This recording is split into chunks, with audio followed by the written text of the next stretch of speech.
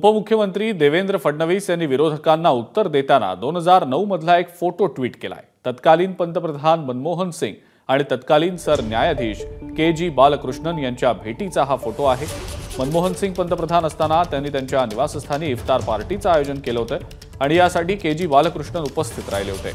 तोच धागा पकडत फडणवीसांनी मोदी सरन्यायाधीशांच्या घरी जाण्यावरून टीका करणाऱ्या विरोधकांना प्रत्युत्तर दिलंय।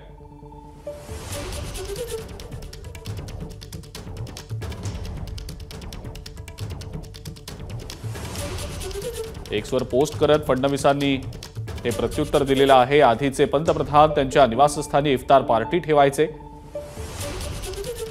आणि त्याला सरन्यायाधीश उपस्थित राहायचे,